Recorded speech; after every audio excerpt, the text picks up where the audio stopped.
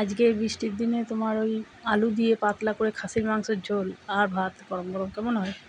চলো তার রেসিপিটা এবার শেয়ার করি তোমাদের সঙ্গে। খুব ইজি হয়ে যায় আর খুব তাড়াতাড়ি হয়। দেখো, প্রথমে কড়াইয়ে সর্ষের তেলের মধ্যে তেজপাতা দিয়ে দিয়েছি। এবার পেঁয়াজ কুচি করে রেখেছিলাম, সেটাকে দিয়ে দিলাম। দেখো, খুব বেশি যে তেল দিয়েছি তাও কিন্তু দিইনি, মিডিয়াম দিয়ে করছি, খুব রিচ করব না, পাতলা ঝোলই করবো। এবার টমেটো কেটে রেখেছিলাম, টমেটোটা দিয়ে দিলাম। এই পাতলা আলু দিয়ে ঝোলটা না, মানে ভাতে, গরম ভাতে অসম্ভব সুন্দর লাগে। ওপরে দেখো, খুব ভালো লাগবে। এবার দিলাম পেঁয়াজ বাটা, রসুন বাটা আর আদা বাটা। দেখো, মশলাও খুব বেশি দিই না, কিন্তু মানে ওপরে তেলটা ভেসে উঠবে আর খুব সুন্দর লাগবে। দেখো কী করবো, এই যে দেখো এরকম করে ভাজা ভাজা করছি। এবার দিলাম হলুদ,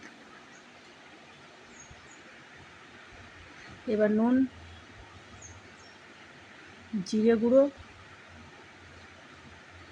ধনে গুঁড়ো, আর সেই ঝাল লঙ্কা হয় না, ঝাল যে লঙ্কাটা, সেটা। এবার দিচ্ছি কিন্তু কাশ্মীরি লাল লঙ্কা। দেখো কালারটা, দেখো দেখে বুঝতে পারবে দুটোর কালার, এটা লাল কালার হওয়ার জন্য। এবার খাসি মাংসগুলো দিয়ে দিলাম। এবার এরকম করে করে করে করে বারবার নাড়াচাড়া করো। আরও কিছু আছে, ওটা দিয়ে দিই। এই যে দেখো, বাকি মাংসটাও দিয়ে দিচ্ছি। এবার একটু আলাদা করে চর্বি, মাংসর সঙ্গে দেয় না কেটে কেটে, ওই সেই চর্বিটা একটু দিয়ে দেবো, যাতে কী হবে, কালারটাও খুব সুন্দর হবে আর টেস্টও খুব ভালো হয়। আর গরম গরম চর্বি খেতেও খুব ভালো লাগে। অনেকে বলে যে খুব ক্ষতি হয়, দেখো ক্ষতি কোন জিনিস হয় না, বাইরে যারা খায় ফাস্ট ফুড, তাদেরও তো ক্ষতি হয়, সেটা নয়। মানে যাদের ধরো অসুবিধা আছে বা শারীরিক কোনো প্রবলেম, তারা খেও না, কিন্তু এমনি কিন্তু খুব ভালো হয় এটা, মাংসটা। ওই জন্যই চর্বিটা আমি দিয়ে দিলাম।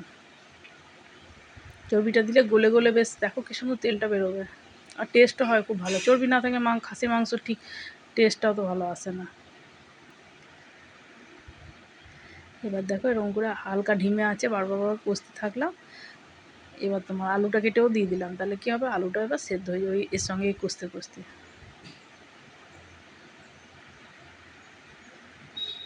এতে যদি কাঁচা পেঁপেও থাকে না, কাঁচা আমার বাড়িতে এখন ছিল না, বৃষ্টি হয়েছে তো আর আনাও যায়নি বাজার থেকে, নাহলে তোমার কাঁচা পেঁপে যদি তুমি দিয়ে দাও না, মাংসটা আরও ভালো সেদ্ধ হয়। পেঁপেটার টেস্ট এত ভালো হয় না, কী বলবো, আলুর থেকেও বেশি ভালো লাগে। এবার দেখো আমি কুকারের মধ্যে দিয়ে দিচ্ছি। এই যে দেখো মাংসটা কষা হয়ে গেছে, লাল কালার হয়ে গেছে, আর সেন্টটাও খুব সুন্দর বেরোচ্ছে।